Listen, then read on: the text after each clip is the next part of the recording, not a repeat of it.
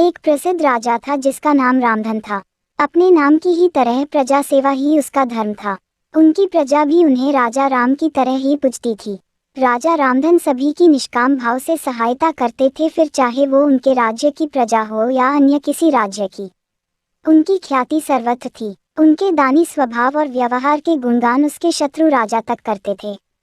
उन राजाओं में एक राजा था भीम सिंह, जिसे राजा रामधन की इस ख्याति से ईर्ष्या थी।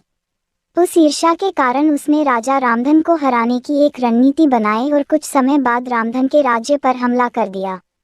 भीम सिंह ने छल से युद्ध जीत लिया और रामधन को जंगल में जाना पड़ा। इतना होने पर भी रामधन की लोकप्रियता में कोई कमी नहीं थी। हर जगह उन्हीं की बातें चलती थी, जिससे भीम सिंह को चैन न था। उसने राजा रामधन को मृत्युदंड देने का फैसला किया। उसने ऐलान किया कि जो राजा रामधन को पकड़कर उसके सामने लाएगा वो उसे 100 सोने की दीनार देगा। दूसरी तरफ राजा रामधन जंगलों में भटक रहे थे।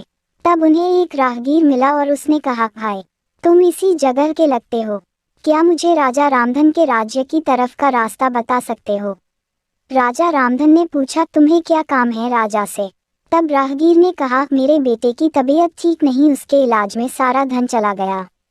सुना है राजा रामधन सभी की मदद करते हैं, सोचा उन्हीं के पास जाकर याचना करूं। यह सुनकर राजा रामधन राहगीर को अपने साथ लेकर भीम सिंह के पास पहुंचे। उन्हें देख दरबार में सभी अचंभित थे। राजा रामधन ने कहा, हे राजन, आपने मुझे खोजने वाले को 100 दीनार देने का वादा किया था। मेरे इस मित्र ने मुझे आपके सामने पेश किया है, अतः इसे वो 100 दीनार दे दे। यह सुनकर राजा भीम सिंह को एहसास हुआ कि राजा रामधन सच में कितने महान और दानी हैं, और उसने अपनी गलती का स्वीकार किया।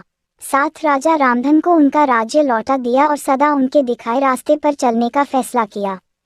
दोस्तों, इसी को कहते हैं कर भला तो हो भला।